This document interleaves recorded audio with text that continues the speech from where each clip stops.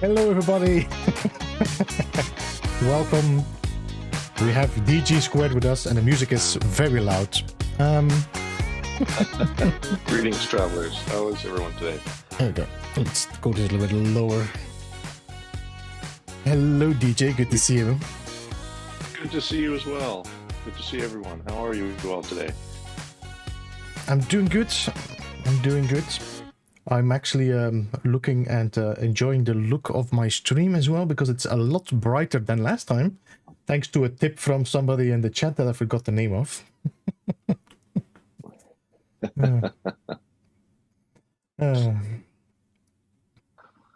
I've got a lot of names in chat already. Wow. Geez. Yes, MSG, Toxic Frequency, Neurosi. We got Mike UK. My goodness, Mike, how are you? Godfather, Ravenwolf.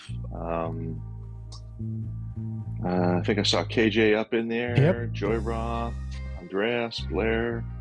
A lot of familiar faces, a lot of new faces, and a few faces that been a while since I saw them. I saw Sci-Fi Guy as well there. Hey, Sci-Fi Guy, good to see you. Yeah, it's been a while. How are you? Legend. What else we got? Sam Vimes. Good to see you, buddy. Been a while. I hope you're doing well. James, Evan. You guys, this is one of these talk shows that's actually personal. It talks to the audience first. You, hey, you, yeah, you. You never like to say hello to each and every person. You never see this in any talk show. You know, never anybody talks with the audience. That's right. That's right. We got Spawns, Diana. Who else have I missed here? There's a lot of names. Skip. Yes. Walter, Old Explorer. It's good to see you all. Pseudo Shooter. Yes. Always a pleasure to see you all. I haven't really said hello to a lot of people lately. I've kind of taken a step back, but I have been watching all of your streams, so it's good to say hello to you all individually. Wait, Blair, wait.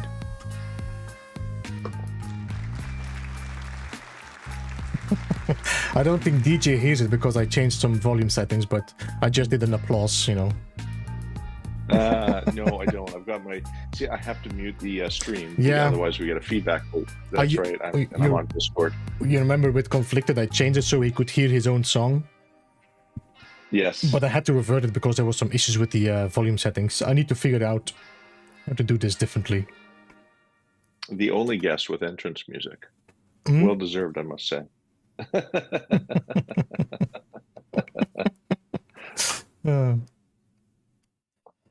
Oh, guys, I'm sorry for the people that have been trying to do some redeems, but I did not enable the bot. So let me just do that. All right, Studio 16, we are back. We have a special guest, which you already can see, of course, in the title, Ricey. But before we do that, we're going to have a little bit of talk. Absolutely. I'm looking forward to our guest, somebody who's definitely a pretty big name in the community, who helps an awful lot of people. So I'm looking forward to chatting with him about his passion and one of my old passions as well. So we're probably going to going to be also joining Ricey later. We're not going to be really doing base visits, as you probably know. We're going to be doing something else. Yes, I have some thoughts on that, so I'm looking good. So what you been doing? Actually, I've been really enjoying No Man's Sky in the last 3-4 weeks. I've been doing that challenge. Yes. And I've really been enjoying it quietly. I'm just giving some points back to the people that lost them. It's a pretty cool challenge that you've been doing. I really like that you're doing a challenge from the beginning again, starting over on a higher difficulty, and just showing people what it's like to play the game as if you were a new player again. So that's really kind of cool. Yeah, and I mean, I did it for myself. I was like, you know what? I need a challenge. I need to be able to stream or play something that is, you know my feeling about building lately. I've been kind of, stepping away from it. Oh my. And I needed something to stream, and I was like, you know what? Let's make a challenge, and yeah, that just came to mind. And then I saw so many people jumping on it now. I'm really happy to see that as well. Yes, the game has definitely regained a lot of popularity. There's some really good content that they put out, and I'm really excited for it. I've been playing a little bit of it myself, and I mean, what can you say about HG? They're like the comeback kid, they have one update which isn't really all that big or all that popular, and then they come out with something that's completely out of left field and just kind of blows everybody away with all this new content. Tons of new ships, multi tools. Even the gameplay itself has changed a little bit tougher and more, I guess, action, you could say. So yeah, I mean, pretty exciting times here for No Man's Sky. It almost breathes a whole fresh new life into the game, especially to a lot of newer players who are new to the game itself. So very, very good stuff. Hey, ER, how are you? That's a golden oldie. ER Burrows. Hey, always got to say hi to ER.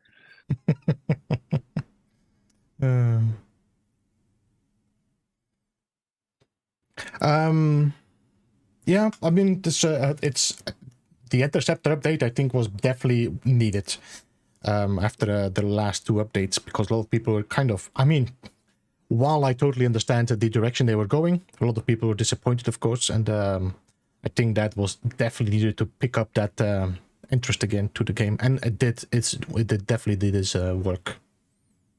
It is. It's been years, almost since the game's release, and a lot of the fans, OG players, and everything, we've all been asking for Sentinel ships. And although these are not exact duplicates of what the Sentinel ships look like in the game, it's nice to finally have an update that has a whole new variety of Sentinel ships. We even get to destroy the Sentinel cruiser. What do they call that? The Dreadnought. And wow, what an epic scene! Just to have that, that battle, that space battle, and have the thing explode in front of you. We haven't seen that in years, honestly. An actual explosion like that in space. So very epic, and it gives you a real interesting sense of satisfaction once you've completed that task of destroying it. Really, really good feelings. So very exciting time. Yeah, very exciting. No, I've been enjoying the updates, and yeah, enjoying the fact that we can make our own playthroughs now as well with that. I do hope they will give more customization later in the future, so we could actually put rules down. That would be a good, fixed rules down. That would be nice. Yeah, that would be interesting. I mean, they've come a long way with customization. Yeah, it's true. It's like a beginning, Has it been a year? Yeah, about a year. No, was that Waypoint? It's only been 6 was Waypoint, months. No? Yeah, it was Waypoint. You're right. And they gave us a whole ton of customization, for making the game more difficult or a lot more easier, variants all along the path there. So really, really cool stuff. A lot of people wanted customization. I don't really use it as much as others do. I'm very much a vanilla kind of a player, just sort of normal as the game is presented to me. But to have the option to do that if I wanted to on one of my saves is really kind of nice, and there's all kinds of options, tons, there's a whole list. So definitely worth exploring if you're looking at adjusting your game to suit your style. Yeah.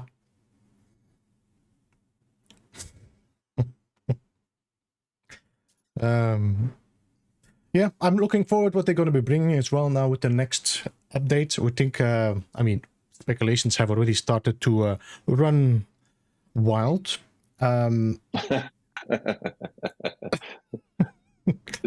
There's always a speculation. I've been, staying away from that for the moment because it's too early. But I think we might see something happening in like 2 weeks or something. That might 2 weeks, 3 weeks. That makes pretty much sense, especially with It's the about that time. eternal branch update, which seems to be macOS. So I think we might see another expedition come out. Honestly, I mean, we had one, no, Utopia. So that means. Yeah, we could get another 4 this year. That would, I think that will be probably the common threat for 4 expeditions per year. So yeah, I think we see a next one. Yeah, I think one of the things I'd like to see, is the ability to go back and play through older expeditions at your own time, at your own choosing. Like, okay, you may have a time limit on there, like you have, say, X amount of time to complete this mission or this expedition, but like you would a game save, when you open up a game save and you choose which mode you want, the ability to choose which expedition you want to embark in. I think that would be a really, really nice fit. We've got, what do we have? 11 now? I think Utopia was 9, no? Utopia was 9. Was it 9? Yeah. Okay. You know what? Yeah, I've had a really tough time trying to remember how many we have here. Yeah, the coming one is number 10. Number 10. Is it number 10? Okay. Coming, so now, yeah. Well, the coming one, yeah. Yeah, and at that point, I think, to introduce a lot of players, newer players to the game that brought the Interceptor update, it would probably be a really good idea to have that ability to choose which one that you wanted to do. There's a lot of in-game items which you can only get through expeditions, like the last one with the ship, and I believe the helmet. So yeah, it'd really be nice to give those people the option to choose that, instead of wasting 12 weeks over the Christmas period on recapping all of the previous year's expeditions. So yeah, I think it would be I think it would be a good winter update. Instead of having the recap, just here are all expeditions. From now on, you can just, every time an expedition ends, it's added to that library, and you can always restart them and do them again if you want to. Yeah, it's a busy time of year for a lot of people, and even though it is a redo of the previous year's expeditions, not a lot of people have time to play them at that time. So it's kind of restrictive in that manner. So yeah, I'm kind of hoping they'll go that route, but you never know. I mean, hey, we didn't even think that the Interceptor update was even a possibility in their playbook here. So anything can happen. True. I don't know. I think there might be, once again, we never know what's happening. Hello Games is totally tight-lipped about this. So what expeditions is now going to come, we'll see, and then we can draw our conclusions. I have a feeling that that we probably would. That is probably an expedition's already ready for this. Probably ready for Interceptor, but maybe they skipped it so they could focus on the release on the macOS. I have this feeling, this is just a feeling, this is not even speculation, that the expedition might be a follow-up to the expedition we had from Utopia. They left it somewhat open to have a follow-up or a continuation of which, that was a change in the expedition styles, I've noticed. That one was very different than the previous expeditions. It gave us a taste of something completely different that is not usual gameplay. So like leading up to that, we've all had little tastes of how the game can be played in various different ways, whether it's animal, creature oriented, freighter oriented, all the different styles of gameplay. And in this one here, it broke off from that usual sort of taste of what NMS has to offer, and gave us something completely new, a new storyline with possible new lore, and it'd be interesting to see where they go with that. I think there was only so much content that they could do in terms of having a little taste of each style of gameplay. They gave us a little bit of building, which is probably much needed, and I think it might be a healthy way to move forward with expeditions, is to create a storyline to be able to continue onward. So Yeah. We shall see. Yeah, I had this. I explained. I did actually explain in the first, and actually we talked about it in the last time we had to do 16. When I did Utopia expedition, I felt this was leading to something that might have been a big promise. You know, when we were restoring the system, we were in an abandoned system. I had a feeling that it kind of would lead up to restoring the space station as well, which of course didn't happen because in multiplayer it's very hard to do. But for me, it felt like, you know what, this is like they are leaning towards something, and maybe the next expedition might be leaning to expanding on that, and maybe also leaning to the the leaked data mined space stations. I don't know. Yeah, that was really interesting. Was it about a month ago? I think we saw the leaked space station overhaul. Yeah, it was just like a week or two before the update. I think it dropped. Yeah. So really interesting stuff. And those of you who haven't seen it, there was a leaked data mine material of some space stations. Basically, an overhaul of the cosmetic look on the outside of the space stations. And I think a lot of people were looking forward to something different with those as well. So you never know. There might be some more content related to that inside the space station, possibly something to do with that override chip, which I don't know if they're ever going to do anything with the override chip. That may have just sort of been a mistake, and they've just sort of left it on the floor and forgotten about it and used something else completely different. Who knows? Yeah, right. That was some really exciting material to see that they're still working on some cosmetic designs for space stations, which for those of you who have played the game as long as we have, those space station designs have been around since the beginning. The interior has changed many times, but not the exterior. So that's some really exciting stuff to see. You know what's been long since I saw is these weird space stations that start to flip around in plates. Didn't you remember these? Yes. That's a while since I saw these. Now you're talking the abandoned space stations? There were these space stations where you flew in. It was like this. The rendering was broken. It were like big plates floating around and circle like in a spinning around. But you could still go inside in the space station. But it was like this weird glitch. It was so crazy. Well, there's been some really interesting glitches in the game for a while. You know, anywhere from starships getting all stuck on the outside of the space station there in a big ball. To going in and not having it fully rendered and landing just in space where there's nothing really there. Honestly, I like to see something with some of those abandoned space stations, maybe the ability to claim and repair them might be an interesting way to go. I mean, who knows? It's been one of the speculations, and definitely one of my wishes as well. Owning or claiming space stations and even being able to own a system would be definitely something nice. Somehow a way to also protect a hub or a community from, getting bothered by trolls or, whatever.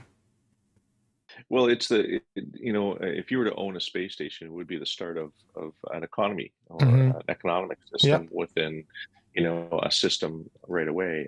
And with enough of them, you could technically create an in-game hub, which up till, actually hasn't even happened yet. Only a community based sort of thing can do so, where, you sort of pick an area in a galaxy and your community sort of resides in that area.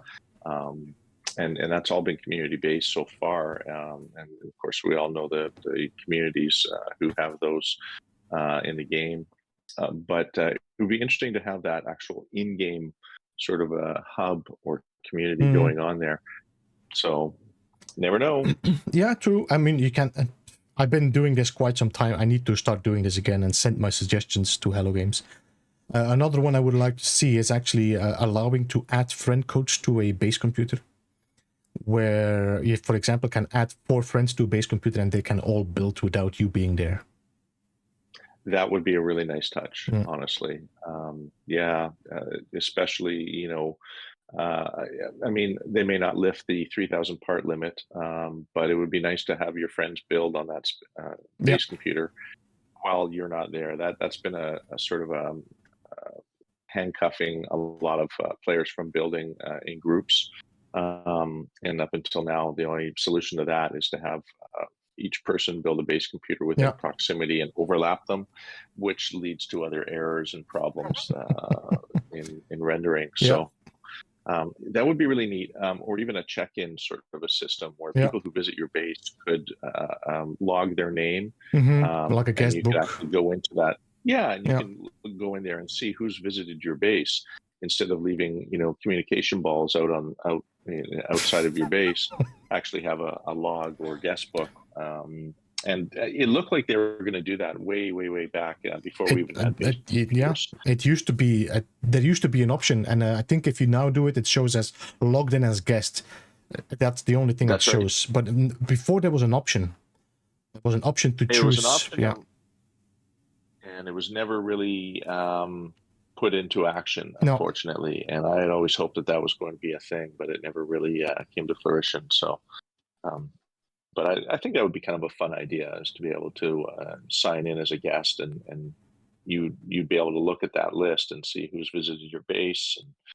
And it'd also give you an idea of just how busy your base has been, or how popular it is, or Yeah, because after a while, combos disappear as well. No, I think it's 100. They start disappearing.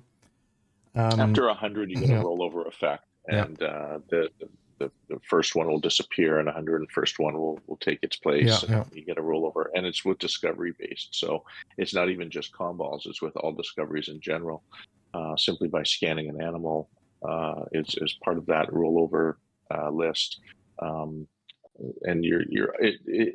it works out as upload to server, right? So anytime that you're scanning something and uploading it, those discoveries go into this list of 100, and once you get to that 100 mark, then you get a rollover, and the old ones disappear and the new ones reappear.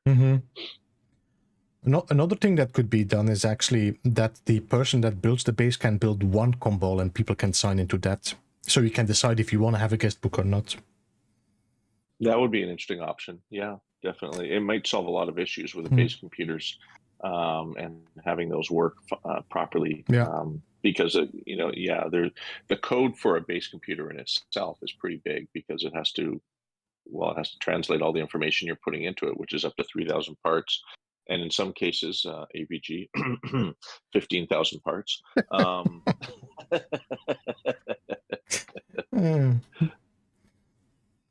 But I mean, there's a lot of code that are written in just the base computers themselves to be able to place them and have that, take the data that you're putting into it and have it uploaded to the servers.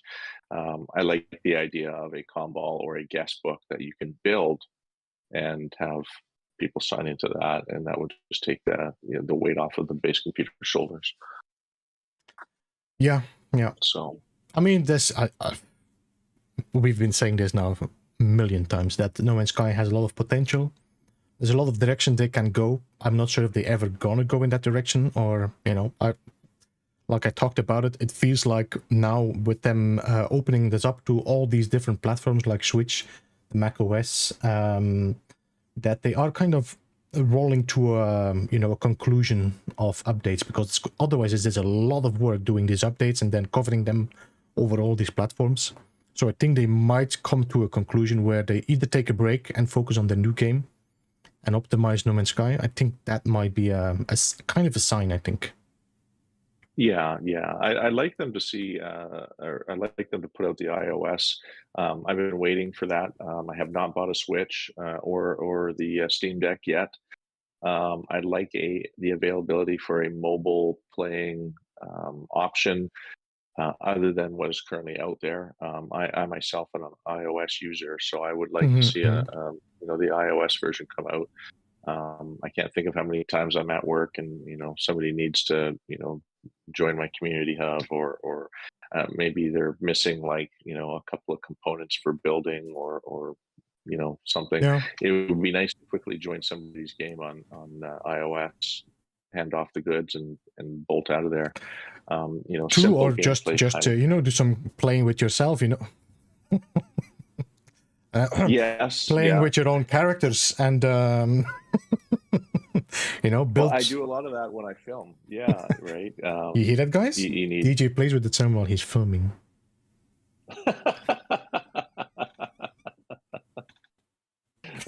I use my PC character to put myself in game and film some of that, so I can take advantage of the the live photo mode.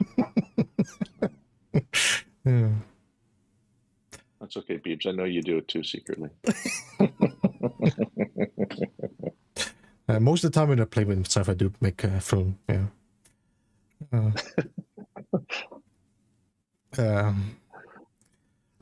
Just a heads up, Ricey, if you want, you can already jump in the game. There is actually a chair where you are, so we can, invite you over then. So we don't have to load up before. By all means. But talking about Action Pants Gaming, I think if you people are complaining about crashes or your PC crashes or PlayStation, it's just because of that 15K base that actually is taking so much server space that your games are crashing. That's the reason. For those of you who haven't seen it yet, he's built a city, and it's absolutely extraordinary what he's built. And it's an ongoing process. I see him streaming that all the time. And pretty amazing what he's done there, and the amount of parts, which if he's there in the system with you, it might take a little bit of time, but it does render. So, I mean, it definitely leaves room for the ability to increase the 3,000 part limit. And I think they put that limit on there just so that people don't go crazy and overload the servers. With ridiculously huge builds, but it is possible. And unfortunately, it's not uploadable, but it is possible to build that big. Yeah. It is indeed. So I'm just going to turn the camera. Is he already here? He's joined the group. Yes. All right, good. Give it that. It looks like he's flying towards the base.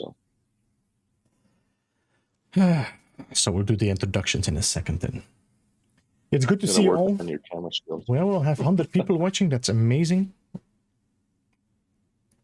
You have any plans for, by the way, like coming playthroughs or videos, or did you take a break of that for a while?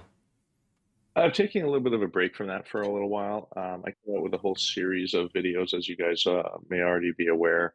Little storyline that I wrote and filmed. It was a lot of fun, but I'm taking a little bit of a break from that, trying to let some creative juices flow and get my head turned around for maybe a new storyline or a new build or something.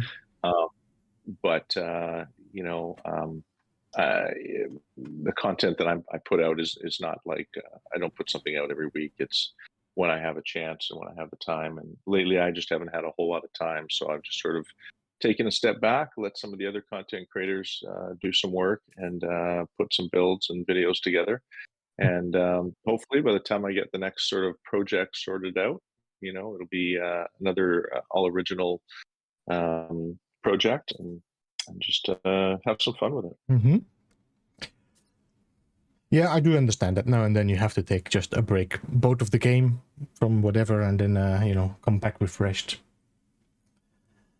Yeah, when the game is this old and you've been playing it for as many years as we have, eventually, you start to burn out a little bit. So you do have to take a bit of time off for yourself, take a break from the game, and then come back to it with fresh eyes.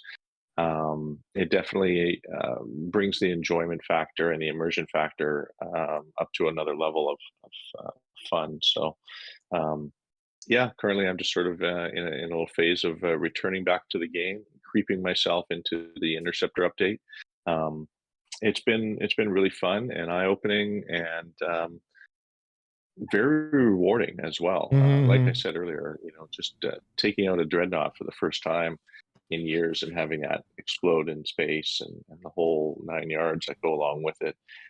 It's a bit of work and a bit of a challenge, but once it's completed, it's very rewarding and leaves you feeling very accomplished. Yeah. Honestly. Yeah, I think a lot of people were impressed. Well, impressed. Yeah, let's say impressed with the explosion of the dreadnoughts. Very epic. scene. It is. Yeah, and I mean, you have to experience it too, right? Like that's part of the gameplay of the Interceptor update. So, you know, that part in itself is really, really quite cool. Guys, I'm checking if our guest has arrived. He's flying around. I think he's waiting for base renderability. Oh, yeah. Should normally. It's a floating base, Ricey, if you don't already know. There should be a third landing pad here, Ricey. Yeah, I believe I saw 4 landing pads in total. So yeah, I covered one because otherwise we have guests. There he is. I think he's... No, he's not landing. I don't see him yet. There he is. I think he's trying to land, but it's not working. Just bounce off the landing pad a few times. Sorry about the scrapes on your starship. I mean, for a Starship Hunter, I feel he is terrible at flying. He ate for effort on trying to get that thing in there. But he's hitting everything, so it means the base is there. Yeah, he's just not getting the little green circles which allow him to land.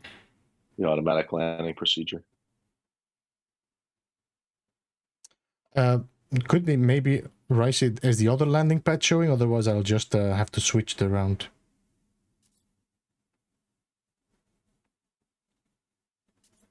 It's either that or maybe possibly quickly build a landing pad.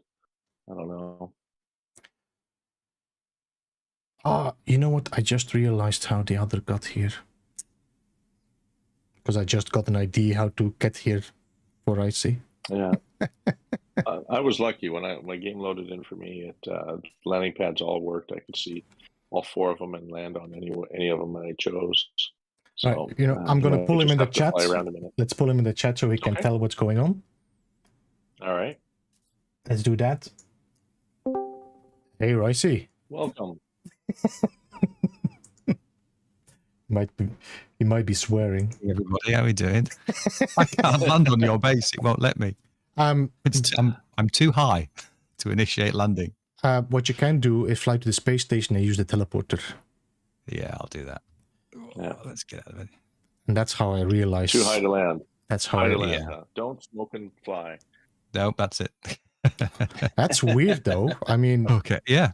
I was getting the yellow circles on the green circles on the covered landing pad, but not the other one. Yeah, of course. I was like, yeah. I'm gonna cover one just to protect, you know, from having randoms. Oh, but I'm getting scanned now for illegal illicit cargoes. That's not good. Thankfully, I'm in my ship that's got a nice deflector scanner in it, so just go away, will you? Too high to land, says Daryl. Hello. Yeah, it's not registering on the base. Interesting. Oh, and again. The one landing pad you needed. Yeah, that's the one I wanted. Right. And the space station is so far away. maybe in the future. Flight. Maybe in the future we can build on the space station and can build Studio 16 on the space station. Well, that's it. Once we get our own, yeah. Teleporter up. Yeah, or something on the ground they can land on, and then a teleporter up to the studio might be another option. There we go. Just landing at the space station. At least that lets you land. Yeah, it's nice and empty, strangely. Right then, let's get over here up to the circle of mystery.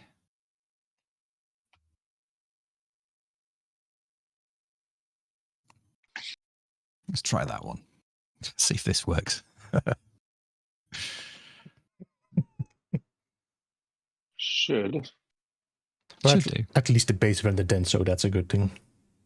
Here we go. I think I see you there. Yeah. Find the door. There it is. Hello, everybody. Hello, hello. Hello, greetings. Always with a multi-tool. What is it with this? Come on now. Put that thing away. He just Put that down.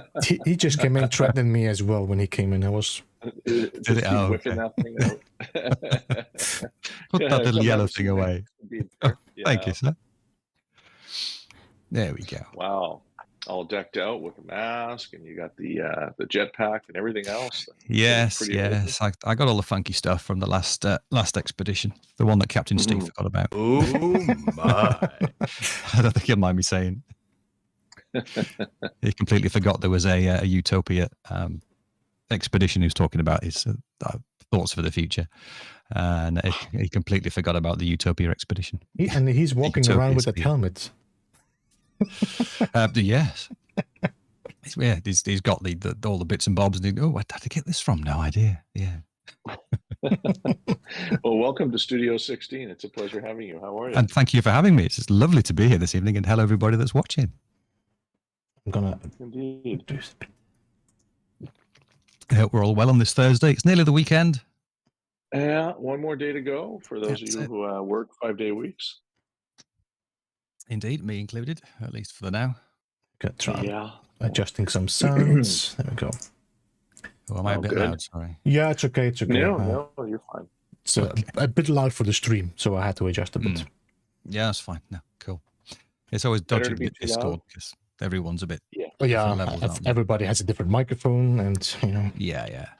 but it's your voice is coming through clear, so Lovely. very Thank you. good. Good to know. All right, welcome, so Ricey, good to have you. Thank you. What are we going to talk about?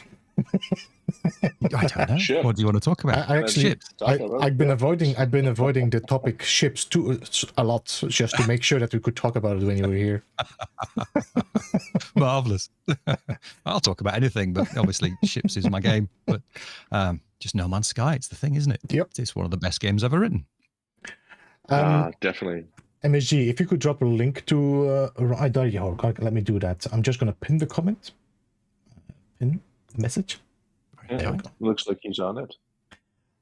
So, guys, I dropped a link in the description to Ricey. He is a ship hunter extraordinaire.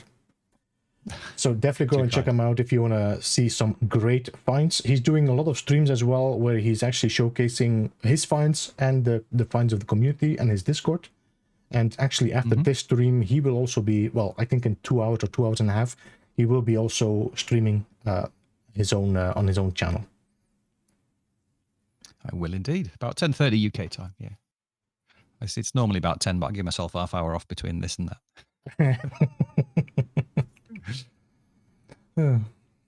All right.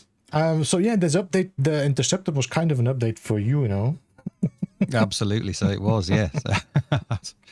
I've been sat there for about not a year, but ever since the solar ships came out, and the solar ships, I can't remember the name of that update. Outlaws update. It's a year. It's a year. Outlaws. That's right. About a year ago then. Yeah, absolutely. And really enjoyed the solar. I mean, the ships are ever since I started playing the game nearly about 2 years ago now, just over 2 years.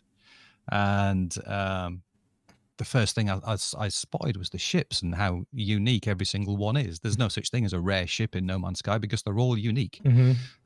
It's just whether you like it or not. Is that one for you or is it not? So realizing that and just flying around. I was playing with my brother-in-law at the time. He was the one that introduced me to it. And I just couldn't keep my eyes off the variations of different ships. And then about a year later, they brought in the new solar ships. Like, oh my word, look at this.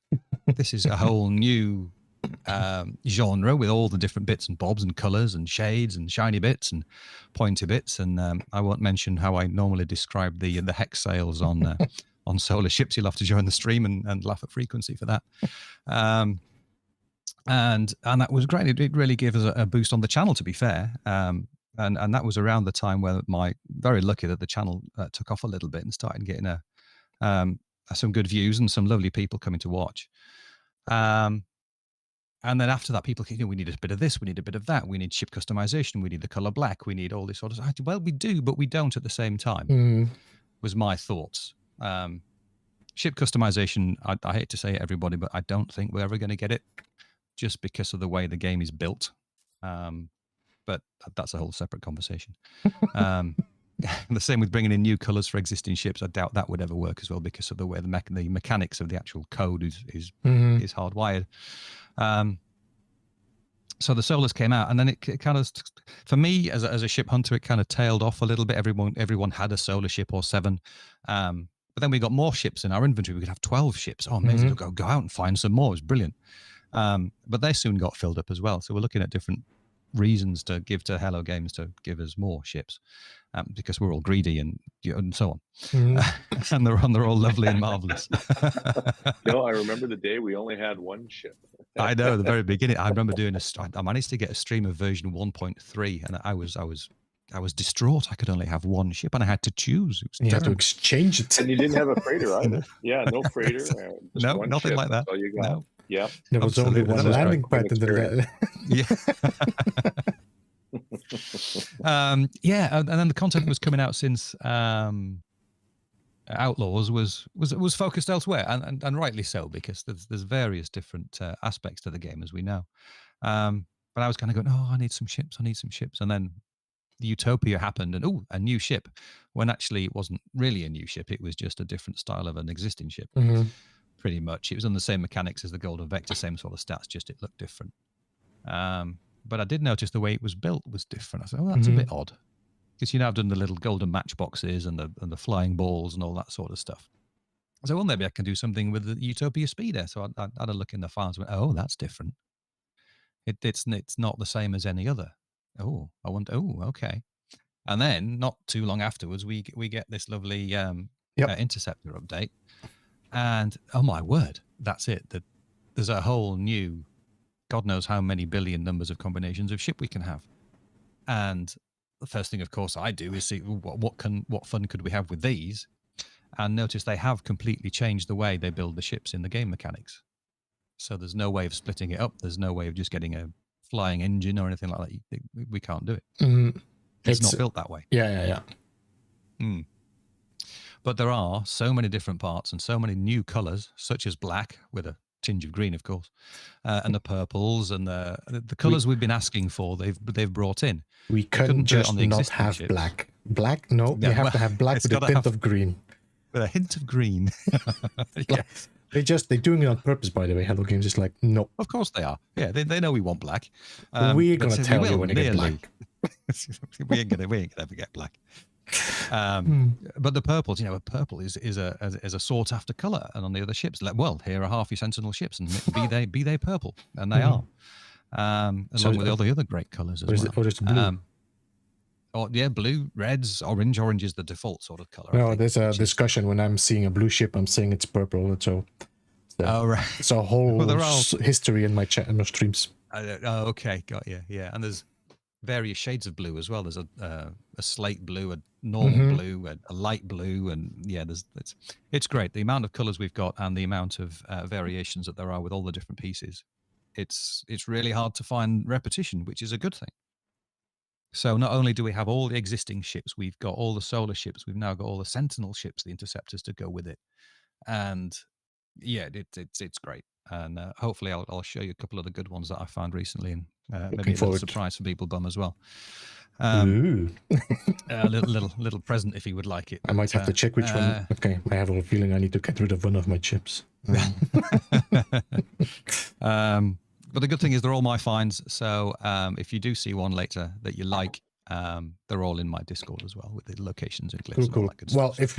if anybody wants to, get one, you can definitely check out Ricey's channel or his Discord later on. Oh, sorry, tea, Earl Grey, hot, and all that. Yeah. Coffee, tea, whiskey. Well, it's a bit early for whiskey for me, and I've got work in the morning. But Friday, maybe tomorrow on the multiplayer breaking of No Man's Sky. So, we got 22 people in instance last week. Unbelievable. 22. 22. Okay, that's going to be a record. So it means it's improving. No, I think we were just lucky. To be fair, we did nothing special. The only thing we started off with was Pete SB, who's a regular on the channel, suggested that not only when it broke when 4.0 came out, and it could have been something to do with that. But the big thing that we're all forgetting is that's when they merged all the game types together. True. So therefore they merged all the servers together, apart from permadeath. So we started off by seeing, well, just come in your OG original normal save. So you haven't got a cog or a no custom thing modes. next to your name. So just your Atlas icon players. Doesn't matter. We're not going to do anything. And just join like that. And that's how we did the first 10, 15 minutes. And it was a bit better, but it was still a bit rubbish. But then as the night went on, more and more people were starting to join. So we're wondering if it might be something connected with that merging of the game modes and the customization of the difficulty settings that's interfering with the multiplayer. Yeah. Because it used to be you could only join normal with normal or creative with creative and so on. So we're just kind of wondering if that most likely there's definitely some issues. There's definitely some issues joining between two game modes, for example. If you have a creative joining a normal, it's okay to find the bases and visit them. But if you start playing multiplayer, there is something going on. I think you're quite right. Yeah, and so I think we're along the lines of something there. We're not sure what it is. I don't know if Hello Games have actually figured it out yet because it's been broken for a long time. Well, since 4.0. So hopefully they're seeing the videos on all the Zendesk reports that are going in and saying, oh, yeah, okay, yeah, maybe. We'll see. We can but hope. Yeah, I think that's the only thing you can do is you send your report to Zendesk or, make a video about it and hope it gets some traction. But that's the only thing, you can do. Yeah, absolutely. So doing this. They do listen. But then again, they do listen. They do. They fix things that has been asked, but I think they have their own priority list. So they do. They've also got their own direction as well. Yeah. Absolutely. And that's understandable. So hopefully we'll get there. But in the meantime, we just do it 8 at a time, and and the main thing that Zoo Games and Flowery Squirrel and myself do on the Friday is just to help people out, give them some stuff and some ships and some bits and bobs. So if they're missing a memory fragment or whatever, then they can swing by and we can hand that stuff out. So that's always good fun as well. It's a bit of a sideline to the ship hunting. It gives me a break from warping around and popping Dreadnought AI fragments just to sit with a glass of wine and talk to people and give some stuff away. It's a good laugh. Yeah, we have a good time. How long have you guys been doing that, these community nights on Fridays? It's nearly a year now, I think. Yeah, it will be. So recently it's been a bit hit and miss, and then Zoo's PC decided to blow itself up, so he had to get a new one, and he's been trying to sort that out. So and coming back in, and so we either take it in turns or we do a bit together, or one stream and chats and that sort of thing. So we're still around on the Fridays, so do feel free to swing by. It's about 10 o'clock UK, 5 p.m. Eastern, for a couple of hours really, and I'll just come and say hi. It's it's great. It's, for a viewer, it's fantastic. I think you guys call it the team stream, and one stream goes until you guys move on to the next streamer, and all the viewers just sort of raid each other or raid the next stream coming on. And it's a great time for viewers to watch tons of NMS content from various different streamers that you guys all team up with. And I think it's a really good way of going, honestly, to basically to support one another and each other's streams and channels. It's something I think I've talked about for a few years now with various other content creators. And I think you guys embracing it and using it to your advantage is probably one of the smartest ways of going, of keeping yourselves all, what's the word I'm looking for? High on viewers. So your viewer count is high. You pick up where one stream left off, and it's a really good way of going, of maintaining several hours of content for viewers' entertainment. So good stuff, you guys, for doing all that. I think that's really, really good work. Thank you. It's very kind of you to say so. We do our best. And it's not just for the viewers. It's because we enjoy playing and we enjoy streaming it. It's a good crack. Yeah. But as Beeble was talking about earlier, I don't know if it was in the previous stream or not, that No Man's Sky is renowned for peaks and troughs. So when the pickings are rich, it's great fun. But then in between, when everybody's waiting for something, well, let's do stuff. Let's do something a little bit different, something a bit left of field. Like, I mean, this the challenge that you're doing now at the minute with yourself, and then the Jason's has picked it up, and Katrina and all the people. It's great. It's fun, great fun to watch. I'll just sit there and watch you try and struggle and do all that. It's brilliant. It's absolutely brilliant. It's good. It's good value. Just to say how you can play the game in so many different ways, depending on how you want to play it. Which is true. All to what No Man's Sky is. You play it how you want to play. In the end, I mean, No Man's Sky is a sandbox game. Most 80% of the No Man's Sky is in a sandbox game. So you kind of make your own story.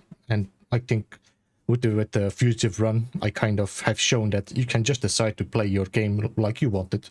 You can make a backup story of your character, and Indeed, yeah, and almost on the role playing side of things, with Enra Silva, there's a lot of the role playing sort of stuff. His bases, for example, his bases are amazing stories. Aren't they just? That's all story driven, and there's a whole backstory to them, and then they get together and play the game and role play it, and old fashioned. It's only because I'm old. Dungeons and Dragons style, and. Yeah, you're guided around the scenarios and the bits to get lost in or fight with or what have you, and have a great time. Yeah, it's great. I just stand there on top of space stations, stay watching ships go by. But there's so much more you can do. This game is unbelievable. Yeah. Well, there's been, it's been a passion of mine for a lot of years, and obviously it's a passion of yours. It's something that you enjoy an awful lot of, and that's ship hunting. Can you tell us a little bit about what exactly you do? So you offer a really unique sort of service to the community, if you will.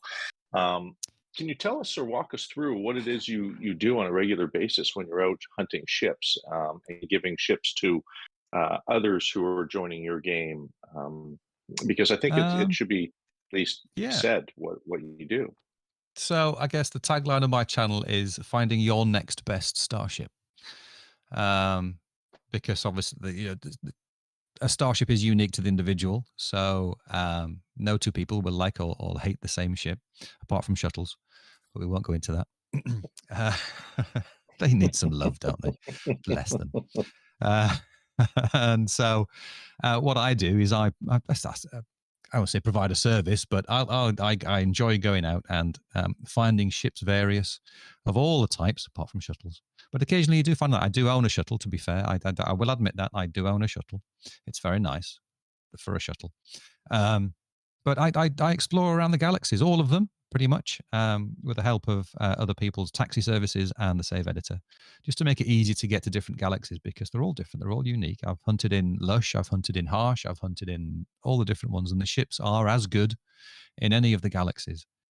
And I either make a video about the ship or a short, or just post it on the Discord. And if anybody would like it, and still to hand, I can give it to them, or the glyphs and the galaxies there for them to pop out and find it themselves and have a bit of fun doing their own bit of ship hunting. So that's it, really. I'm spending my time, because ship hunting can be a little tedious, and not everybody's got the patience to sit in a space station for 4 hours waiting for all the ships to come in. So I do that, and I catalog in as far as I will at least take a photograph and record the glyphs on the screen and the galaxy that it's in, and share it with everybody. And thankfully, over on the Discord, there are some amazing people that like to do the same thing, and they share their finds as well. So there's becoming quite a large collection of images over there of nearly every sort of ship you could possibly want. But just for me, I find it relaxing. I find it can be highly exciting. I do remember early when I was starting streaming and doing the channel that Captain Steve was looking for his logo ship. And I think I spent 2 months nearly every day looking for this particular sort of ship. Oh, you've got a super chat there. I know. Beams. Somebody wants to ask a question. Okay, I'll be quick. Me Juice, thank you for the $5. Appreciate that. Yeah, thank you. Do you think you guys will kill exploration and glyph sharing community? Yes, it would. In a short answer, we can get to that maybe in a little while. So it was. Oh yes. So there's a good core community of people over there that like sharing their finds. And it's not everybody else's cup of tea. They'd rather build or kill sentinels or whatever they enjoy doing, but they still want a good ship. So they can refer into that little repository of pictures and say, "Oh, that's a nice one." And I've got a video out of how to hunt quickly. It needs redoing actually, but another one for the list. And they can take a watch of that and go and pick up their ship, and they've got what they want, and then they've got a lovely thing, and then they carry on doing their favorite thing. So that's the kind of service I do. The channel is very niche, to be fair. It is just ships with the occasional maybe Steam Deck things. I've got a Steam Deck. But yeah, it's mainly on the ships and things associated with the ships. I talk about supercharged slots and stats a little bit. I'm no Zane's World, but I'm left-handed, not right-handed, so my mathematical brain isn't the best. But I've got a fair grasp on it. But I like to get the names right and all that sort of stuff. I was chatting with a lot of the No Man's Sky Reddit mods recently about this the new naming convention for the Sentinel parts, and a few of the communities came out with their own versions, and they're nice, but they don't really quite fit. If you look at the ships, actually, there are certain parts that always come in pairs, for example, or bits that only come by themselves. So do we need a name for the individual bit, or do we need a name for that configuration of bits? So that's what the guys and girls were thinking about, and they came out with this this convention that's I would say it's 95% there, but it's not too complex, but it's complex enough so that you can identify the bits. If you're trying to do a full description of a Sentinel ship, it's quite long-winded, but because of all the bits. But the naming convention is good for identifying, let's say, the important, the standout features. So it's got a Cylon head, or it's got Elytra wings, or it's got tank legs, that sort of thing. Yes, I know what that is. Yeah. So I think that's probably the way it's going to go, because trying to type it all out on a Reddit post or a Discord post it's a bit much to ask, to be fair, because there are lots of different add-on bits, and antennas and pods and boosters, and a fully stocked out Sentinel ship with about 4 or 5 lines of text. True. And then the colors come into it. So yeah, and there's like a whole bunch of different colors on it as well. Yeah. Absolutely, yeah. There's you got your 2 main colors, then you got the underlying black. So not too different color, but there's colors are different to the other ships. You've got deeper, darker, more rich colors because of the way the engine works when it's built. They're all taken out of.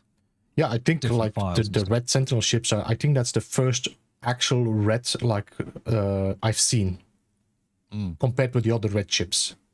Yeah, it's a good deep red. Isn't it? Good intense red.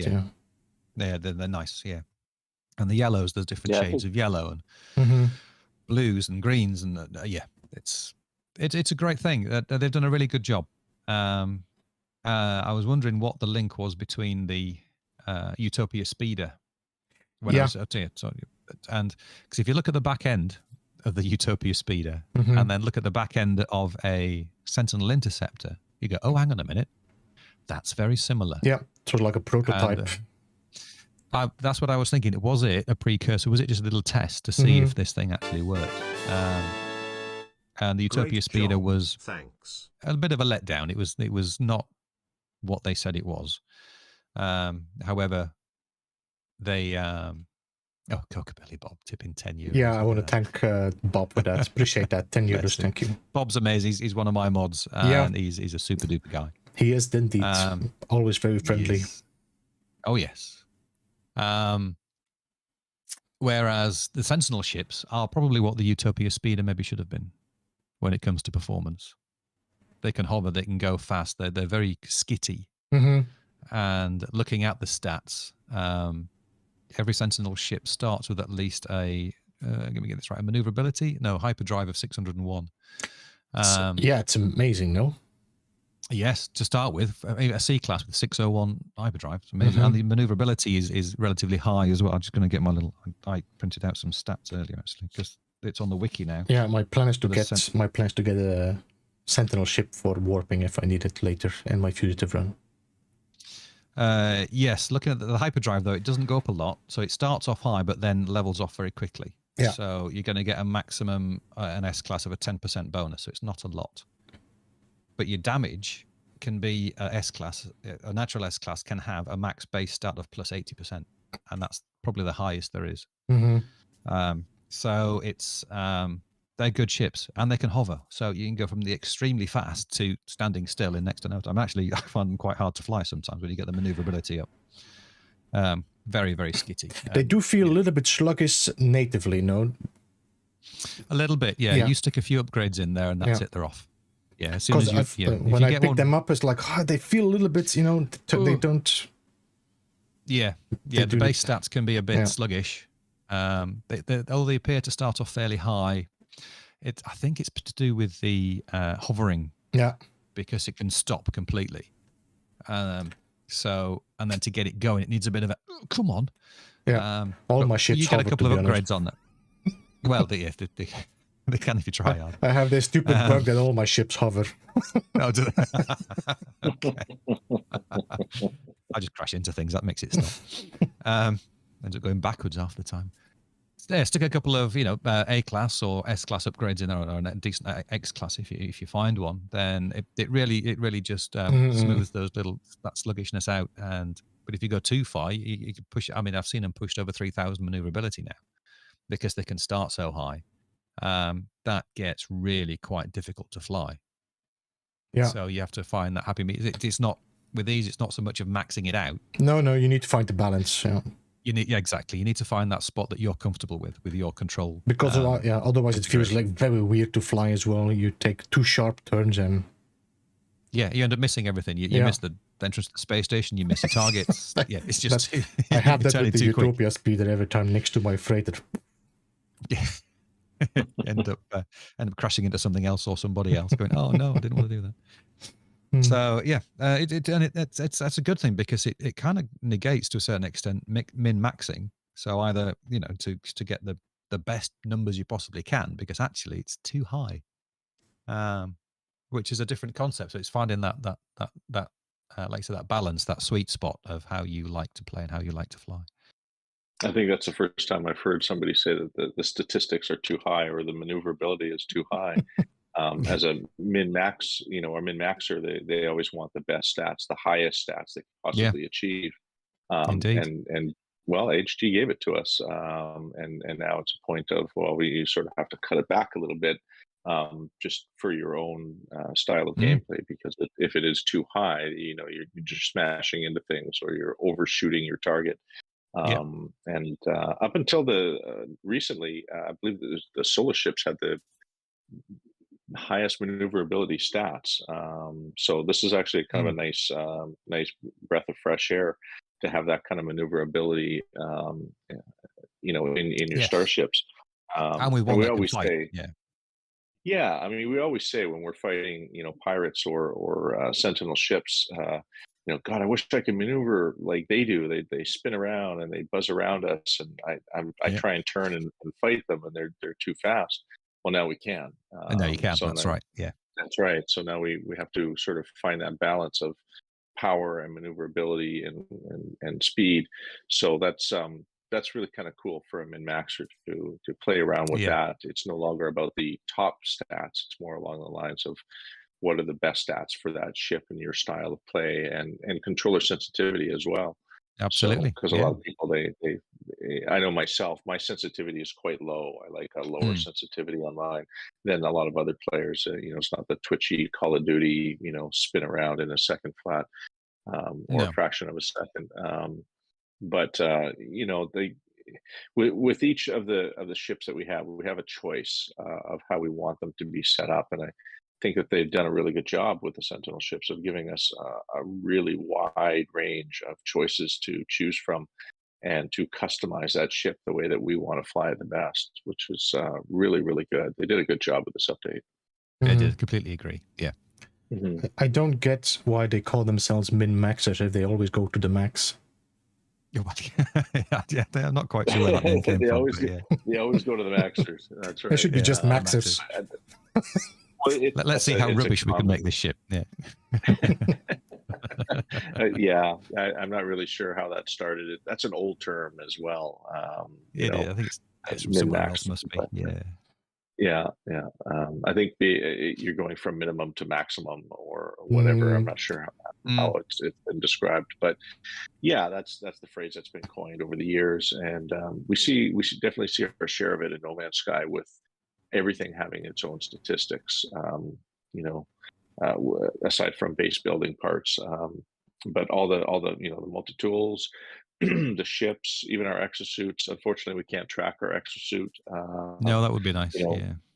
you used to be able to back in the day. There was a way of tracking it. There was a very different system that they used, but we used to be able to track, how our exosuit, jetpack, and life support was on a, I guess, a pie sort of chart style of. Okay. Yeah, quite a bit different. You said you played the vanilla version. So yes, just once or twice. Yeah. Yeah, it shows it in that, and you're able to see that. I can't remember the app that you need to download to be able to play that, but yeah, for a player that's done it all, it's probably a good idea to try that out and see what it was like back in the vanilla days. That was it was an experience, and there wasn't a lot to do. Not like what we have now. Yes, it was an open sandbox, but there was so much less integrated within the game as there is nowadays, and it's a really interesting experience. Sounds fun. I might have to give it a go if I get 10 minutes to myself. I think you were talking about GOG. GOG is where you can download the different versions. Yeah, thanks, Beebs. It is the GOG program, and it allows you to experience. I believe it's from Foundation onward. I think there were the earliest 4 I could get versions. was 1.3. And I was using the different Steam depots, forcing it to download a different. Yeah. But, no, it was a good giggle just to see what it was like before I entered the fray, as it were. For, because I've only been doing it for 2 and a bit years, so there was a whole 4 years before that I hadn't done. 10 minutes to Daryl. She likes to wind me up. She does. Yeah. Oh, Pete's in actually. There's Pete. So we were talking as well about playing with ourselves and filming it, so that's okay. I was listening. Yeah. So yeah. Oh dear. Back to that again. Thanks. 10 minutes to yourself playing with yourself on the thing. Yes. Let's not. It sounds like one of my Friday night streams now. No dear. We're going downhill fast. We're very quickly. Anyway. So can you tell us a little bit about what you do? So you say that you're able to you find ships for people, and you're able to give ships to others. How does that work? Like, can you explain to somebody who's never done that before how that works and how you're able to give a ship to another player? Yeah, sure. It all depends. Rather, it depends. Oh no, not depends.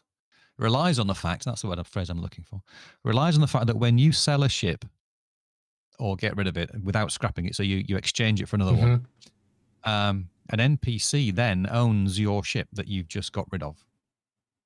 So I don't know if you've ever noticed, you go onto a space station and you say, oh, I like that ship over there, and I don't like the one I'm in. I will run over to that NPC and I will buy their new ship, new to you. You buy that when you turn around, and the one that you used to own now owns to an NPC. So what we do, and that's probably the easiest, simplest way of doing it, is the 2 players are in multiplayer together, and you go into a space station. It's probably the best place to do it because of the number of ships that fly in and out. It's nice and safe. You both land in a ship that you either want to get rid of, or you've got a spare ship slot. You haven't got all 12 at this point, or the one that you don't want, you're happy to lose. So I will arrive in the ship that you want, and you'll land next to me. I will just go off and exchange it for any random NPC ship that's in the space station. And then when I do that, that NPC appears next to the ship that the other player wants. They then come around, interact with that NPC as normal as if they were going to buy the ship. And the normal menu comes up, make an offer on the Lifeform starship. Click on that. The normal buy screen comes up, except you don't have to buy it. You have to... Ricey sounds like Dr. Ruth explaining sex to a child. Oh, dear. I read Thanks, that. Dario. You'll have to put me off my low. The birds and the bees of ship hunting. Indeed. So the other player interacts with the NPC. You get the purchase screen up, and you can claim it for free. It's no cost. So you claim it. It won't be the same stats. It won't be the same class unless it's an exotic. But whilst I'm doing that, I'll throw you some stuff to upgrade it with because I'm nice like that. And it's just fair. You jump in the ship, jump out to make a save. That ship's yours. I will then leave the multiplayer group, and then leaving the group's important because of the way the saves now work and multiplayer is working. Leave the group, so I'm by myself in a group, and then I just reload the game. I get that ship back because I haven't made a save since giving it away, so I get it back. But that other player has made a save, so they keep the ship, and that's fairly simple. That's it, really. That's the process, and you can do it with any ship, and anybody can do it with anybody. So you and your friend, say you've got, your mate says, I like that ship. Can I have it? Says, yes, of course you can. Go into a space station. You go and exchange it. You have to exchange it. You don't buy the other one. You exchange it, and then the other player talks to the NPC, claims it for free, makes a save. You don't make a save. Leave the group. Reload. You got your ship back, and they've got their new ship. Doesn't cost any money. Nice. It's an interesting method, and it's very stable. I've used the method myself, so I know exactly what you're talking about when you're describing it.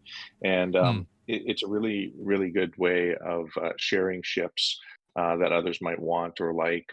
I know a little while back there were those little ball exotic ships floating around, and anybody and everybody had to have one. And that was guilty as charged. A lot of, yeah, I've got one too. I want your balls. I wasn't. Yeah, I wasn't the first to do it. I've never admitted that it was my invention, but I kind of brought it to the fore. So it's my fault. Sorry. But yeah, I've done the same with the Golden Vector, just the cockpit, the Golden Matchbox, which is just the cockpit section of the Golden Vector. I've done the same with the Lego ship, which is the cockpit of the Nintendo Switch ship as well. So that's quite a bit of fun, just to poodle around in here. Which is a unique ship all on its own because it's blue and red. That's got colors. black on it. Yeah, that's got black on it. Yeah. Well, mostly black. A bit. It's slightly grey, but it's as black as you're going to get. Yeah. Can you in this game? Yeah. Can you find these natively in the game, or is this just purely linked to the Switch? No, it's linked. It's a special edition giveaway. So like the Alpha Vector was the pre-order ship, and the Golden Vector Utopia Speeder. They're not, as far as we know. There may be somewhere in the galaxies. But I doubt it. In fact, no, they're probably not. Did you check the save editor? Yeah, it is its own thing. The Switch ship, the Golden Vector Utopia Speeder are their own thing, so you won't find those in game. The pre-order ships, there is a risk that you might. Oh, sorry, just taking a swig of water. Talking. It's easy to go a little hoarse while talking. Yes. Yeah, and unfortunately, because the Switch owners don't have multiplayer yet, they can't give their Switch ships away and share them around. No. But I did manage to find the game files, so I brought it into PC and the consoles as well. Not the only one, but I've pretty smart looking ships. They're all right. They're very smart looking ships. It's just that dorsal fin. I wish it didn't have the dorsal fin. It's too much for a Razor in my. I mean, I have quite strong opinions on what I like and what I don't like. You almost would like to have a ship customization. Or just a chainsaw, just to take those dorsal fins off. Yeah, cut that thing off, or even a wing. Yes. Yeah. Those vertical bowies, the bow tie things that are vertical, they're called bowies. Yeah, just get rid. They're just pointing the wrong direction. Sorry, just no. and hauler front ends with a turret. Why? It can't even shoot to the right because the bloody cockpit's in the way. So yes, I have my own personal opinions of what I like, but it doesn't mean to say that somebody else won't like it. And I know many people that like turret haulers, they like the bus haulers, they like shuttles. So if I see a good-looking ship, I'll take a picture of it, I'll do a video on it, and I'll share it with everybody. So because I know that different people like different things. Yeah, everybody has his own taste. Absolutely. I know that there are a lot of people that don't like the 5-wing on the Raza. You have the 5 wings. The 5 the tips. Mecha 5 and the Mecha 7. Yeah. It's too much, some of it. Yeah. Some people really like it. Some people really like it. I know that Neko was a big fan of it. So. The Starback, yes. Yeah. Or as people call it, a Mecha 4 with a dorsal fin. Yeah. Yeah. That's Pete and Silent Robot. Yeah, because they just hate dorsal fins more than I do. Because sometimes they look all right. If you get a nice Quasar with a dorsal fin, it can look amazing with the right fin. A needle nose Quasar with a dorsal fin looks great. A Quasar Raza with a dorsal fin looks horrendous. But that's just my opinion. And I'll say it. I go, I don't agree with you, Rice. Absolutely. No, go for it and buy 3 and enjoy. So I do put my little spin on things every now and then if there's something outrageous. But it doesn't mean to say that nobody else would like it. True. And that's the beauty of No Man's Sky, is that there's a ship out there for everyone. Or many ships for everyone, all the different configurations that there are.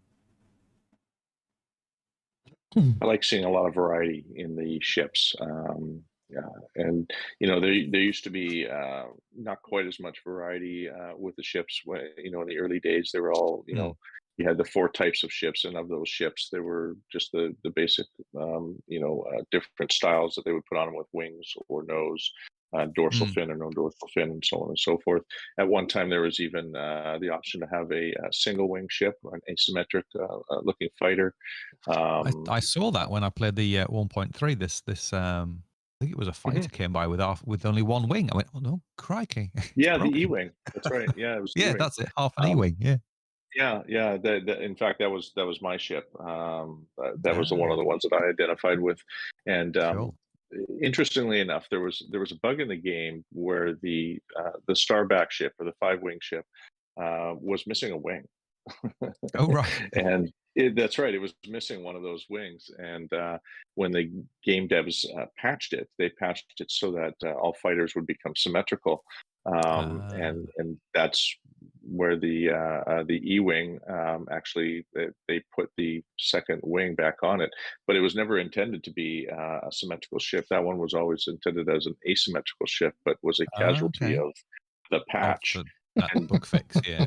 That's right. And it became so popular to have an E-wing because it was like a new ship all of a sudden that nobody had before. So HG just left it as it is, and now all ships all fighters are symmetrical. So that's an interesting little background on some of those. And I'd like to see them come back to that, or at least maybe a new version of that. But since our newest update, the Interceptor update, it's great to see a whole new variety of ships altogether. These Sentinel ships are really, there's so many different styles of them now that we've got fighters, explorers, haulers, exotics. We've got the Interceptor, we've got the solar ships, and now these Sentinel ships. It's the variety of ships is really quite amazing. It is, and yeah, it's good to see a variety again. I think with the last talk show that we were talking about, I was talking about I'd like to see more variety in ships, and lo and behold, this update, we now have a whole new segment of ship category altogether, and that really, and it brings a lot to the game to have that much more variety, and to give the fans of No Man's Sky a taste of something that gives something for everybody. The other ships people may be getting bored with, and now they've got a whole new category of ships to be able to play around with and figure out which ones that they like. And they're scattered all over the planet, and you can pick one up, search around, and choose which one that you like. So I think that's fantastic. We've got a whole new variety there, and it's definitely brought a whole new life to the game in more things to do, more ships to hunt, more statistics and things to min max, you know. Or not quite max, But yeah, whichever way you want to do it. Yeah.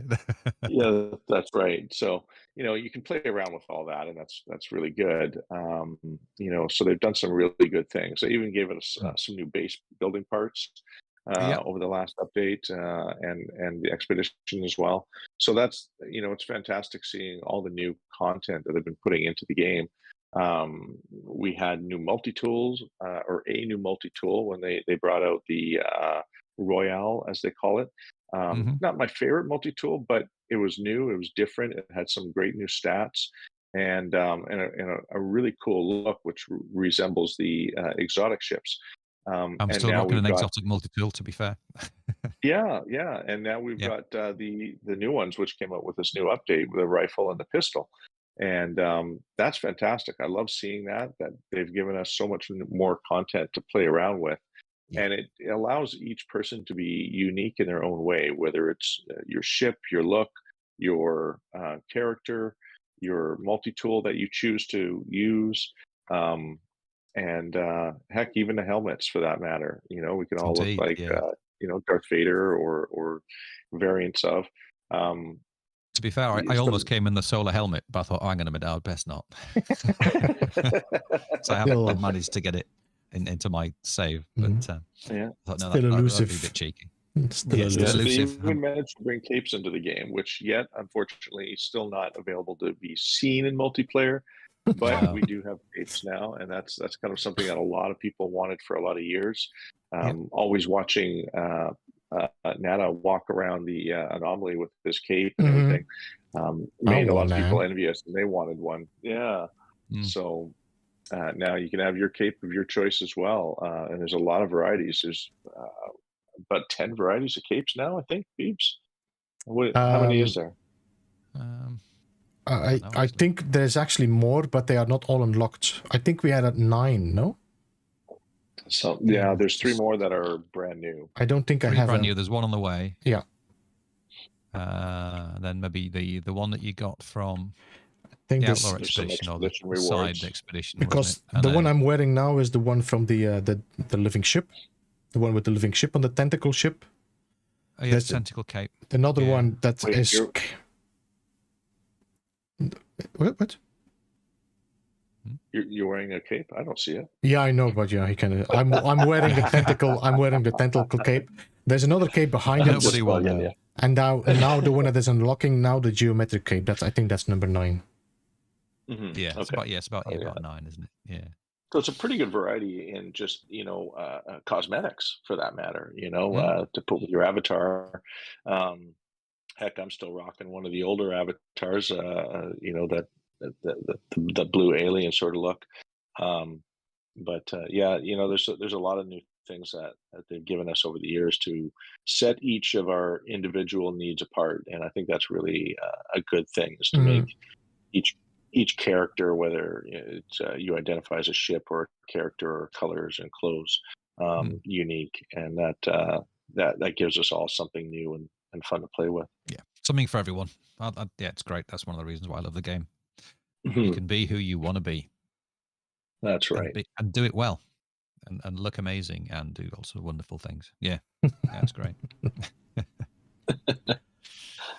With hopefully more to come. We've still got these space stations to come out, and we've seen the outsides. We need to see the insides. So that's something to come, hopefully. Fingers crossed. Looking forward to that. Yeah, that could be interesting. What they're going to do with it? It may just be cosmetic. It may be something deeper. Who knows? Yeah. We'll have to wait and see. We'll have to bated breath. I was pretty sure that this was not an accidental drop of content. No, I think you're right. Yeah. And why would they leave it for all to find? Yeah. I mean, they should have learned from the mistakes if they don't want this to happen. So I think this was on purpose. I think you're right. Yeah. That also, for me, makes more sense than that there might be way more to that update when the space stations drop. I think this last one, the Interceptor update, is the beginning of a series of quite substantial updates. They might be going on with a bang, maybe. Maybe, as you talked about earlier, are they going to get towards the end of content for No Man's Sky and just put it onto what's the phrase? maintenance mode, if you will, and just keep it running because they've got potentially new game coming out in the near to mid future. But No Man's Sky is not going anywhere.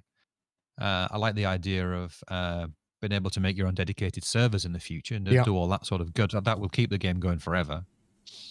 But I think there's still a lot more they want to put into it before they reach that point. Yeah. And I think doing Switch and iOS was unexpected. I don't think they ever thought they'd be able to do the Switch. And then they realized, oh, hang on a minute. Yes, we can. There was right, one or two guys that decided we're going to do that. And yeah. So here it is for the Switch. Amazing. I mean, okay, it's a bit broken at the minute, but I'm sure they'll fix it. And then with iOS, iPad, and MacBooks and so on, well, if we do it for that, we can do it for this. With the new chips and everything in Apple Silicon, then yes, you can do that. Steam Deck, amazing. So you can have it on the move, you can have it on your iPad, you can have it on your Switch, you can have it on your PC, you can have it on your PlayStation, Xbox, and all that good stuff. So they've actually unexpectedly found at least 2 additional markets they were never expecting. Yeah. Absolutely. Yeah, the mobile market is definitely growing. Yeah. And you want the cash, you're a business, aren't you? Of course you do. Can't blame anybody for that. So let's exploit these markets, but maybe just move some of the content down the road a bit, which actually extends the longevity of No Man's Sky, which is great. So I think they've been planning these updates for a while, got almost parked because of Switch and iOS, which is good for us and for them. And then now, with iOS coming out, this is only my personal opinion, with iOS coming out in the near future, which coincides, as Elite was saying earlier, with Apple AR VR. That's launched in June time, isn't it? I believe. Beginning of June, yeah. So that could be the next, potentially, what are we on now? Beginning of May, June. Yeah, it's 4 weeks out, maybe. And then once that's settled down, then we start getting onto the meatier updates like these new space stations. I don't know if you noticed, the entrances of the new space stations don't match the size of the entrances of the old space station, so they've got to do something. The landing bay is also different. I tried it with multiplayer, and the old space station you land lower. So if you play in multiplayer, you will land on 2 different base. Yeah, I noticed that as well. I was trying to give a ship away, and I had the mod on still for the new space stations. Other person didn't, and they were landing below me. Yeah. And what? But below and deeper. Below and deeper. Yeah, it was just So it wasn't. So they're going to do looks like they may do the insides as well. Well, they would have to. Yeah, there's a fair amount of code to rewrite. Yeah. Oh, yeah, absolutely. There's a lot of work to do, but really looking forward to that. Could be great fun. And the fact that they look a little bit like Planetary Archives as well. Makes it a little bit more. Is there going to be a link? Yeah. And they may have engines on the back. Can you fly them? Who knows? There's all sorts of speculation. I doubt it very much. But the engines are just to keep the space station in blockation, which makes sense. Otherwise, if it drifts, it needs to go back to its spot it was. So it needs engines. You gotta keep it in orbit. That's right. Just imagine 2 space stations flying into each other. No, that's not going to happen. Of course it isn't.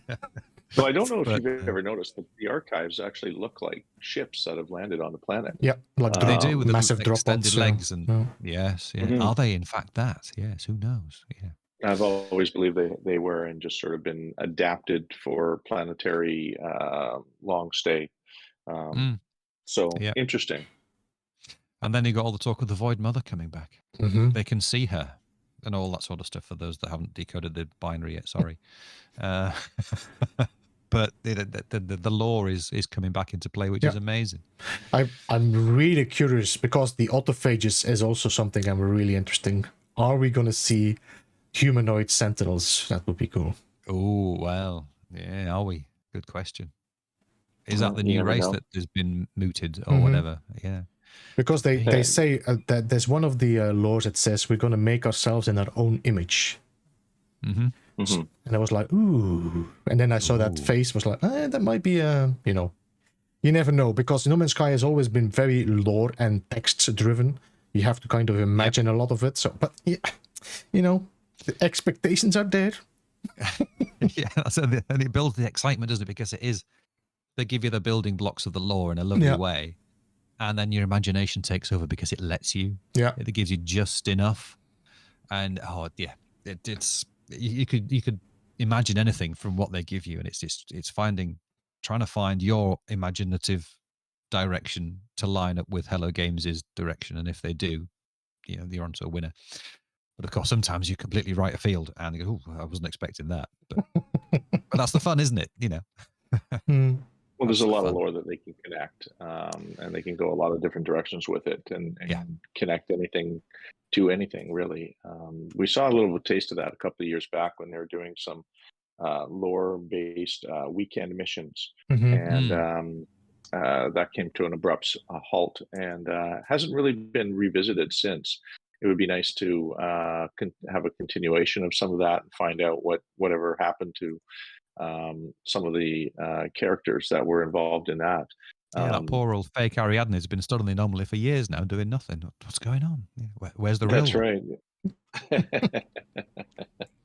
So yeah, there's some good avenues that they could go down, connecting some of the lore, or writing new lore that could connect to some of the older lore. I think they've left the game open in so many different ways to add content. They're really, almost any direction they go is going to be an addition to what is currently in use, and they've done a pretty good job with keeping longevity within the game. I mean, there's not a lot of games that can be playable after 7 years and still feel like it's new.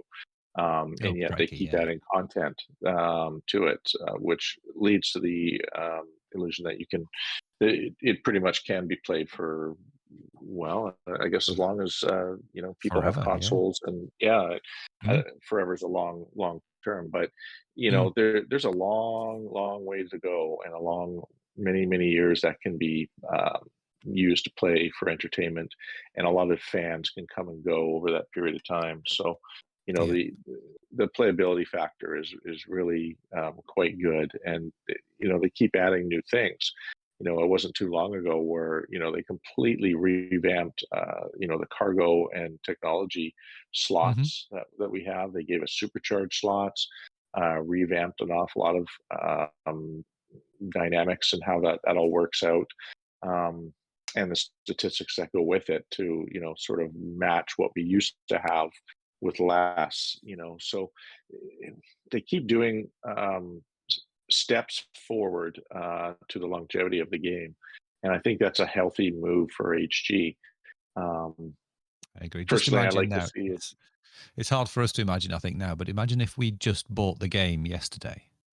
How much there is to do, and how much there is to explore. To start that journey all over again, knowing nothing. One can get lost. The game would also have probably done completely differently as well. I mean, while the redemption arc was great, I think it would have probably been a completely different story for Hello Games if it would have released in this state. Yeah, I don't think it would have lasted as long. No, that's true. That's a bit of the story we had, like early access. No, an early access game has a long life support. Yeah, it said 6 years of early access, but they've kept going. Yeah. But the thing would have been, Hello Games would have gotten their money and they wouldn't have lost it. Maybe it would have changed their studio, and maybe another game already would have been released. Maybe. Yeah. And they make their money in different ways. No, I'm just saying, the history could have been completely different. I've been enjoying the 7 years of No Man's Sky without a doubt. Every day I played it, and every update just added a new game for me. That was, No Man's Sky changed, but that's all. Yep. Exactly. Yeah. If they had released it in the state it is now, the playability factor may have been reduced significantly. Because how much more can you really add to a game that has this much currently now? And now they're finding new and inventive ways of doing so. Back then, there wasn't much to it. It was your basic ABC game, and they just kept going with update after update after update, up to where we are now. And now we're all asking ourselves, what else can they possibly give us that would make the game new again? And they keep surprising us, honestly. So that's it. Sean keeps saying there's more to come, even still. So he's going to run out of emojis. 2023 should be the bigger year, no? Then it should be bigger than last year. So I think so. Yeah. Well, no, he said it. No, I think this year is going to be a big one. we aim Yeah. to Last have year was- 2023 bigger than 2022, and we had Outlaws, we had Sentinels, we had Endurance with the freighters. That was a mass. I mean, we can't take away the second part and say that was nothing, but it was a massive year for No Man's Sky 2022. So I think 23 might beat it if we Yeah. keep our fingers crossed. Yeah, If with they another can- platform, yeah. and then everything else that we've at least seen in the game files that exist, Mhm. and then all the stuff that doesn't, that they still say that they're going to bring, whatever that might be. I think it's going to be really exciting this year. More ships. That's what we need. More ships, and more places to park ships, and more number of ships that you can have at once. I really like the idea of if we do ever get space station ownership, that you can have almost an infinite number of ships, and you can store them in a virtual hangar that's underneath or out around the corner, out the back, or I don't really care. You can only have, let's say, 6 in play at any one time. But you can exchange But you them. can again, Yeah. but you go in like you can now on your freighter. You say, "Oh, I want to swap that one out for one of my other 12," and it just appears. So the mechanic is there. But if you own a space station with all that room, you could have virtual hangars underneath and around the side. And say, "Oh, actually, I've got 75 ships now. I'm going to fly my pink one today." Boop, off you go, and it brings it in. I think that'll be have it great like fun. coming in like with the machine, you know. Yeah, drop it down. Yeah, or bring it up from underneath. A Yeah. nice little Your animation, like landing a pad opens, ship comes out of the ground. like an aircraft carrier Yeah. deck. It just comes up from underneath. And presents you your new ship. So here you are. Here's your lovely shiny pink ship or whatever. There's definitely a few things I would like to see added, like presentation, you know, cabinets or whatever. You find all these treasures, and sometimes they are not worth anything, but it would be great to be able to put them like in your freighter in your base, like a glass cabinet with this I found on this planet, you know. Lovely ornate Yeah. trophy cabinets and all that sort of with interior lighting to highlight the little. Yeah. I mean, or you have your creatures, for example. You can only have, I think, how many pets now? 12, 15, 15? 16, 18. 16, 18. Yeah, 18 that's right. pets. You have Right. 6. But just imagine that you could so- like keep an egg, put it inside your freighter, and have like a a hatchery or whatever, and then you can say these are all my pets, and you can have like a little digital representation. Or like the little holograms, Yeah. the hologram emoji that we didn't Yeah. get. But you could have one of those for each of your little pets, just spinning. So I'd like that one today, please. Yeah. Yeah. Or even a zoo that you could build at your base, Yep. where you could actually have all of your pets at the same time in one area. Might be another interesting way to go. Yeah. Oh, I like Rongy Wright's idea. Give Ricey his own space station to sell the ships he finds. Yeah. With the big A sign, real that would Starship go. Emporium. Ricey Yeah. Starship Emporium. There we go. Yeah. With that would be flashy fun. lights and bling bling.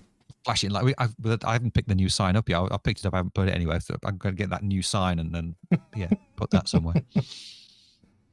You feel like going and check out some of your discoveries? I can show you a couple of things if you like. Yeah. Yep. Is it probably easier for me if I teleport to my base and then you guys join me, perhaps? Yeah, we'll probably do the same again. Jump in anomaly and then That travel. sounds good. Okay. There's the teleporter. Yeah, I already found it now in the middle. Yeah. Yeah. So it is. Right. So I'll. Where's the door? Oh, there it Outside. is. Thanks. I've not been here before. It's confusing. Right, let me go to my Emporium. There we go. So I'm just loading in now. Okay. We'll fly up to the anomaly and join you from there.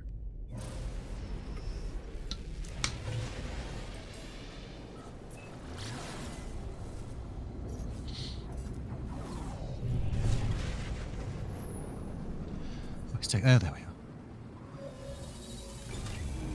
Okay, I'm here. So whenever you're ready. All right. I'm flying into the space anomaly. Excellent. Let's get a couple of ships. I don't want to overdo it, but I'll pick some nice ones.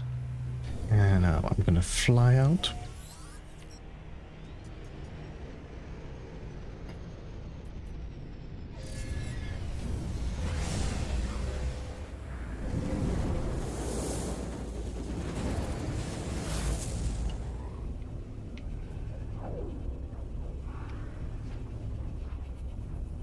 Should be there momentarily.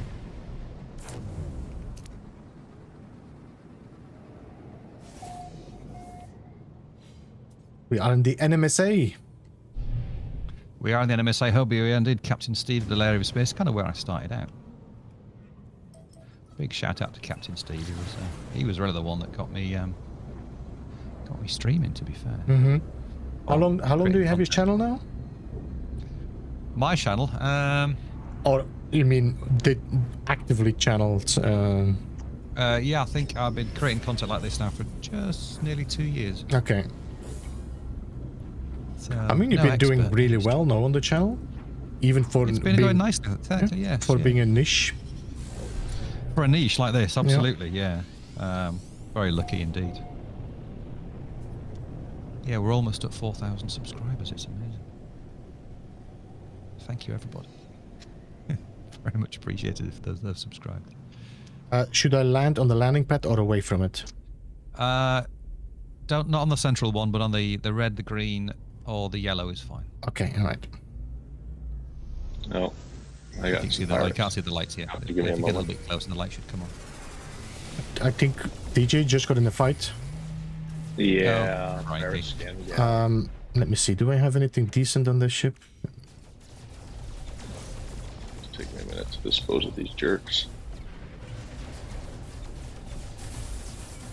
If you don't want that one, just call in a different one and throw it down on the land just next to the neighbor. Kill the pirates.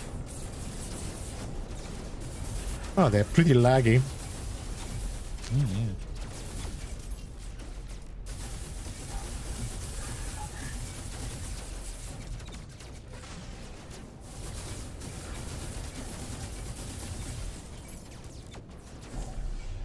I don't even damage them. Doesn't make a difference. Yeah, well, that's multiplayer, you know No. how that works. Yes. DG will have to do all the good stuff. It's no worries.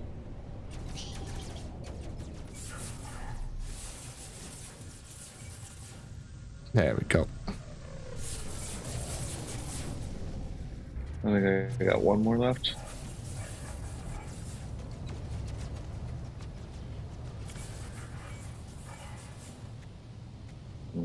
Nope, one more after that.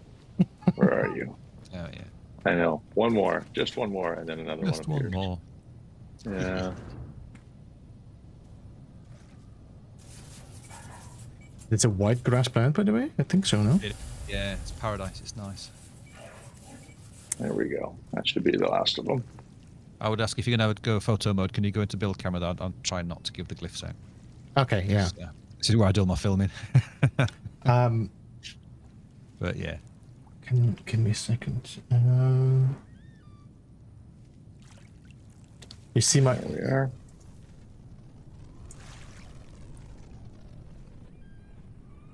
I think I might need a bit of time for the pads to render. Oh, it might take a minute. Over. Yeah, I'll just do a little flyby or land on the ground.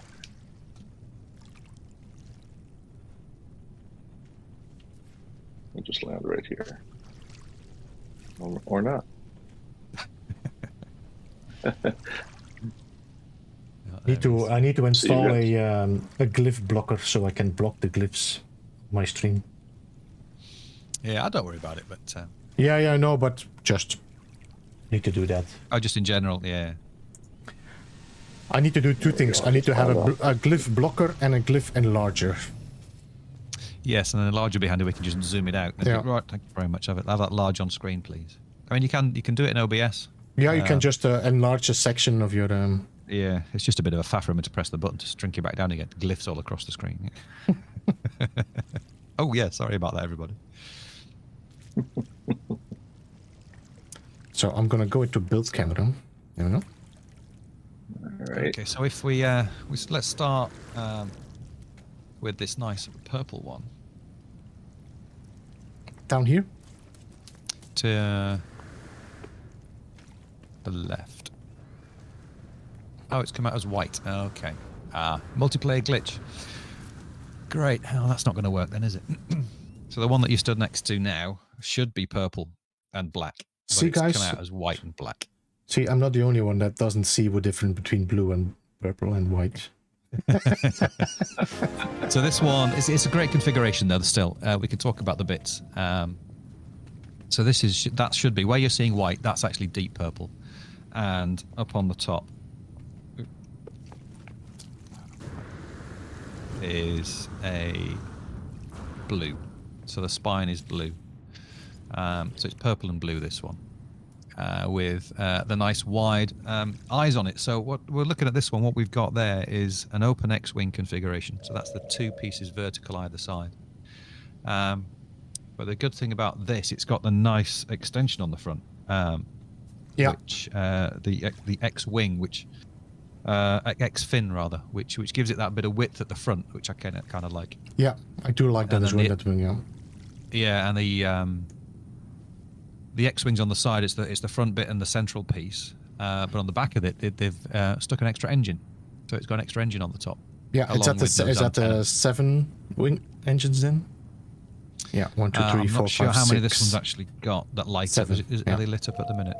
No, but 1, 2, 3, 4, 5, 6, 7, 8, 9. Yeah, it's 9 engines. Yeah, there's not actually there, more. I'm not sure they all light up on this one. That's the thing.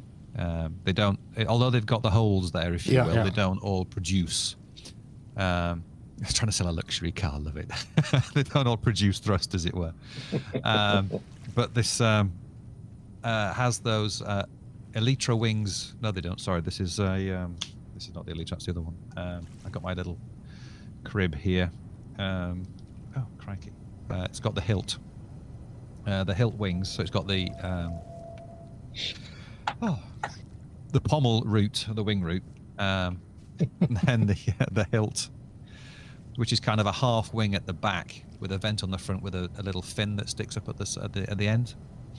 It's got lasers on the end, and then it's got a full wedge skirt underneath it. So it's that's as much as you can get on the actual underskirt of the slim version of the skirt without being the vented one. So it's got the outer bit, it's got the inner bit, and the bit that sticks up as well on the inside. And this has got the duct mouth on the front and a Tau eye. Has a bit of purple here and there, like a little bit of tints of purple, but yeah, this is because the first ship I brought in was white, so you're seeing all the ships now as white. Yep. Which is annoying. Yes. Which might I see the last same one that I want to show you. Yeah. So I might have to reload maybe or something. Would that make a difference? No, it's multiplayer. It probably won't work. We'd have to start a new session and I'll have to bring a different ship. It happens with these ships, happens with all the ships, and especially living ships. So if you want to come over to the exact opposite pad from where you are now, so across the other side of the exhibition pad. So to your right, as I'm looking at the screen, I'm a bit behind. So to where I am, anyway. No, where am I? No, I'm over there. I'm in camera mode still. Come on, Ricey. You know how to play No Man's Sky. No, this one is white. This one is showing the nice lambda eye on the front. This has got the Gucci little inverted Y, so lambda. Again, similar sort of wings on it with the X-fin, but this has no wings or skirt on it. It's just the body. Yep. So it's almost the same, although it doesn't have the same engines on the back. It is only the wings. That's it, different engines. So the X-wings, which are the open X-wing, which are the top and the bottom piece there, are the same except without the engines on the back. But there's no pommel, there's no wing, and there's no skirt on this one. So you can see that X-wing configuration quite nicely. When this one takes off, it opens up into a proper X-wing fighter. It opens outside. No, it opened outward. It goes outwards. Yeah, top and bottom. Yeah. Yeah, so I like that one. That one's really nice. And this is black and white. This is actually the white one. So that comes out really nicely. Just want to make sure I've still got that one selected. I do, right. But it's the eye on this. I like this eye, the Epsilon. Sorry, the I call these the Mercedes. Yes, for obvious reasons. Yeah, officially in inverted commas, it's the Lambda. You can call it what you like, and that's got the wide wide head on it as well. Yeah. And it's got the short spine on the back. So that's really nice one. The last one I want to bring in really to show you. This is for you, but it might not work with the colours, but think you might like it. It is. I'll let you know now. It is yellow, but it's a nice light yellow. It's not a bright, gaudy yellow. This is a rather. Again, it's got the X-fin on for you. It's got a very similar configuration to the first one we looked at, but a little less in your face at the rear end. Yeah. But it is yellow, and it's highlighted in yellow. So it's got the bulk of the ship is light yellow, and the highlights are a deeper yellow. So if It's a shame that you can't see it. I'm wondering now, if I would take this ship, will it be white for me, or will it change to yellow once I reload? It'll go back to yellow once you reload. Because otherwise, that would be a great way to do some ship customization there. Well, indeed, yes. We thought, actually, you can do it, but it only works for you. Doesn't work. You can hack the save file. Yeah. You can force the colors to change, but it only works for you. Yeah, it doesn't matter. But no, unfortunately, there's still no way to This seed is override quoted the as yellow. Yeah. Yeah. And so, once you purchased it and you play single player again, it'll come back as a yellow ship. Yes, that's right. Yeah. So yes, unfortunately, the multiplayer glitch has defeated us in showing the different colours. Because there was one white, one yellow, one purple. But with similar, because I have a couple more actually. I can't find the one with the tank legs. Because the purple one is quite nice. I think I actually got one that somebody shared with me with the tank legs, and it's yellow with the tank legs. Looks like an actual bee. Okay, nice. Because it's like there's big legs for a bumblebee, you know. Yeah. There you go. There's this one as well, which is kind of fun configuration. It should be purple, but it's it's white. It shows a bit purple because of the light. Yeah, there we go. What is it? Pink? I don't know anymore. I don't know what color is what. So this has got the nice tank legs on it. It's got no wings, but the skirt is a full wedge, and it's got the open eye wings on the top with the pincers. Yeah. And extra engines on the back. With the central ships definitely are a great new addition. On this one. Oh, it's amazing! Absolutely amazing. And you can definitely see the guns they went for were definitely very similar to the ones of the Utopia. Yeah, absolutely. Yeah, very similar. There are some obvious read acrosses from Utopia Speeder into this. I think they built the Utopia Speeder out of these bits, pretty much, and a bit of Snow Speeder, for good measure. It could be the same designer who designed same graphic designer, I would imagine. Yeah. Yeah, so there we are. But this is the Sentinel ships and all the different configurations. So many different places. These what we're calling I wings and X wings are actually the same graphic. They've just put it in lots of different places, which makes it even more configurable with fewer actual parts. So yeah, those up on the top of that one there. If you spin them round and turn them upside down, they go underneath and they become the bottom part. Yeah. Same graphical part, just in a different place, which is great. Amazing design once again, Hello Games. I think Absolutely. they Thank definitely. you very much, HG. Thanks, Sean. Thanks, girls and boys, for all the effort you put into making this game and what it is. It's amazing. They definitely knocked it out of the park with these. Oh yeah. The base you built here is pretty. Yep, it's a very cool base, no? As well. Yeah, it's all inspired by Beeblebum and Flowery Squirrel. I used your videos, Beebs, to help me build this. And the power star out there over the sea was built by Katrine because she's very good at doing power stars. The rest of it was all, Beeblebum videos and Flowery Squirrel videos, but most, it's just a big circle. It's like it's a air traffic control tower. Sort of thing. But it's good use of the light as well. I like what you did as well under the floors to give your landings panels a different color. Thank you. Yeah, that was Flowery's inspiration. That one. He's got a couple like that. So how do you do the flower? How do you do that? It's like this. Oh right, okay. And I smashed out 7 of them.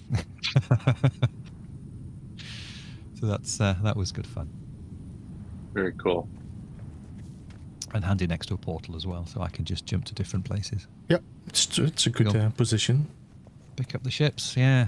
In fact, I made the control tower taller originally, but I quickly found out once I'd finished that on the exhibition pad on the one in the middle, if you take off, you smash straight into the control tower. So I had to chop it off and make it smaller. So that was really good. Oh, if I'm crying out loud, I've got to make it half the scale because it was twice as tall. And then, without realizing, of course, you take off and you smash straight into it. And, oh, thanks for that.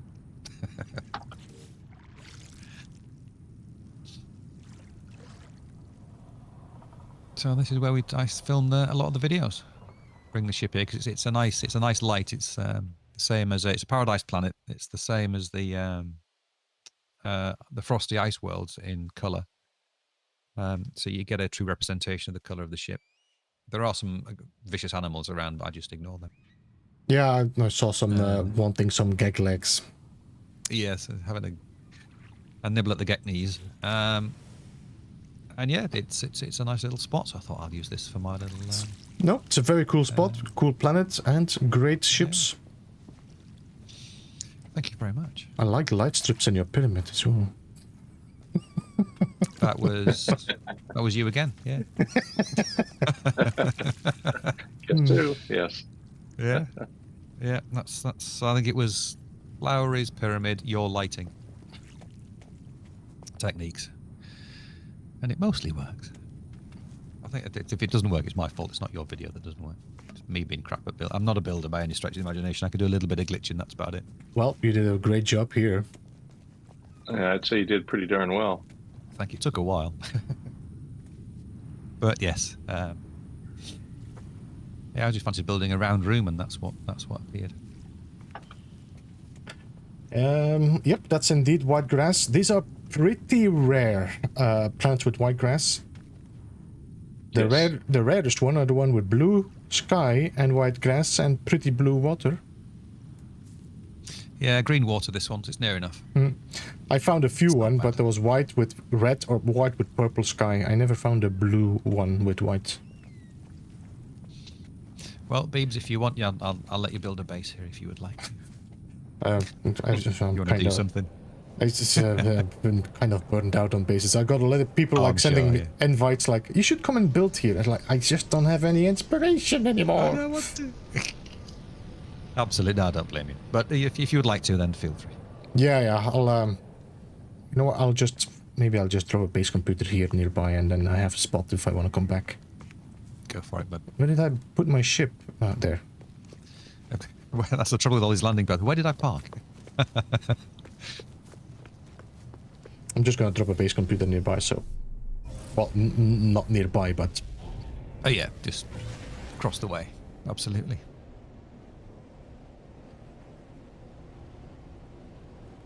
Be careful you don't get hit by one of those animals. They're pretty nasty out there.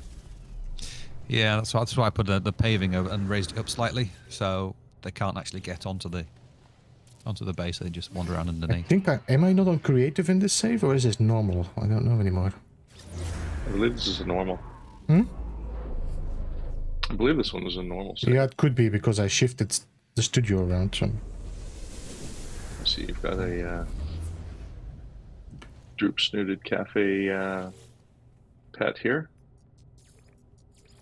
Nice mix of animals. The creatures aren't too bad, and the ships aren't great. Cloudy. Unfortunately, the ships aren't that good in this system. There's a couple of nice ones, but not many. But I did it for the planet, not for the ships. Is this your stubby nose over here in the back corner? Yeah, that's my that's my main hunting stubby ship. nose? That's RSE Sesenda. It's it's a lovely little ship. I have for one that, very similar. Yeah, I have one very similar. Yeah, that's why I wondered, did I fly, which ship did I fly in? I don't remember. You're in your hot rod, I think. I'm in one of my ships. I have so many ships. This is one of my older ships. I didn't know what to expect today, so I brought one of my old clunkers in case I decided to trade a ship. Okay. Yes. Just want to see what else I've got in my little... Well, I didn't forget, but Ricey has been saying Flowery several times that it was in my head, Flowery, and I typed Flowery instead of Ricey.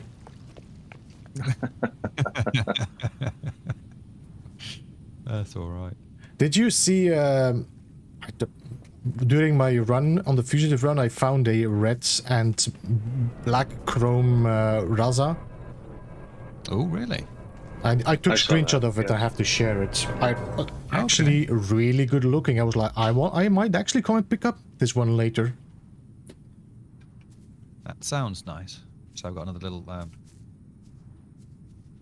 Oh, why is the land appeared on my bit? It's blinking multiplay. It's bringing the floor back in. It's quite annoying. Anyway, there's another. Another sentinel one ship up there. just upon the hill Yeah. behind my stubby. Yeah, That's quite. that's a cyclone, and I think. That's a Cylon phrase, Yeah, and yeah, it's yeah. just got Cyclone. the little elytra wings at the back and it's got a wedge underneath, I think, and that's it. And it's orange. Which is You know, quite I nice. kind of like that one. These are the- Simplicity, you know. These are the Simple, Litri yes. wings. Elytra, yes. Actually, I Half found wings. like one of the ones with just the bug face and then the Elytra wings, and actually it Oh, doesn't nice. look bad. Just Yeah. the head and it's like a little bug. Yeah, they're quite cool. That one looks like it's just got big insect type wings on it, and the body. Yeah, it's nice, that one. It's quite nice. Now, That's what orange. color is that one you brought in? That one's That's orange and black. Yeah. Oh, very nice. Those are my colors. Yeah. See me after. You should have I'll catch you on the sales. stream tomorrow. Do we have salesman as a title? Because I think you should have salesman, Ricey. I didn't. Yeah, we need that. I don't think there is one. I think there's merchant maybe. Yeah, that doesn't Yeah. really quite fit, does it? So I'll stick with captain for now. So yeah. Very Yeah, well, cool. I'm going to shoot off in a minute because I'm going to be live and myself Yep. in half an hour. No worries. We're gonna be ending cup off of soon tea. as well. Maybe. Cool. So thank you for the invite this evening. It's been a great laugh and a good chat. I do like a good chat every now and then. Good. We really enjoyed you having. Definitely been a pleasure, and something a little bit different for our interviews is not necessarily a base builder or base building topics. I like the fact that we've discussed ships and ship customization. Well, as close to customization as we can get. And you know, I think it was a really good interview today, and I'm really happy to have had you on the show along with Beebs. Thank you very, very much for telling us what you do, how you do it, and you know, sharing your passion with us. My absolute pleasure. Thank you very much for having me. Both of you. Thank you very much. You're very welcome. Okay, I'll leave you to it then. Well, so good- if anybody luck. wants to pop over in about half an hour, once after Beebs, then I'll be there. Otherwise, I'll see you all around and about. Excellent. We shall see you there. I shall disappear from the Discord. All so right. Thanks, everybody. See you. Bye bye. All right. Take care, Right, Ricey. cheers. Thanks again. Always Bye a now. pleasure. Belong. Well, Beebs, another great show. This one was something I was looking forward to when you first told me the guest. So I'm really happy to have had a chance to talk with Ricey and get to know him a little bit better. So It was definitely fantastic. definitely nice also to have a different topic than base building. Absolutely, and you know, he's a great person to have as a community spotlight person. You know, it's more than just base building in this game. From ship hunting to exploration, there's so much more to this game than just one linear path. And I think it was really good to have Ricey on the show and share with us what he does and the ships that he works with. So he's got a great knowledge base of the ships, the stats, and you know, all the different combinations that are available. So awesome stuff. Really enjoyed this show and getting to know Ricey quite a bit. Yep, and once again, guys, the link is up there and in comment, or you just click the name and the title at Ricey Starship Emporium, and you will be linked to his channel. I have anyway set up the stream to automatically link over to his stream setup. He's going to be going live in 20 minutes or so, so we might not be here. But yeah, it was good. We have some other guests lined up, hopefully. Like we have to still invite them, but next month we will be back with another Studio 16. definitely looking forward to the next guests that you have lined up. It's going to be a really, really good lineup of guests. We've got some good guests lined up. I hope you can land them. This is going to be a great couple of months, for interviews, and should be really awesome. Honestly, we've got a really good variety of people to chat with. I know, I saw that. You just came right on in and said hello. That's like, this is yours? This is your pet? No, that's not mine. Almost looks like a rabbit T-Rex. Yeah, sort of. He's got those buck teeth. Yeah. Yeah.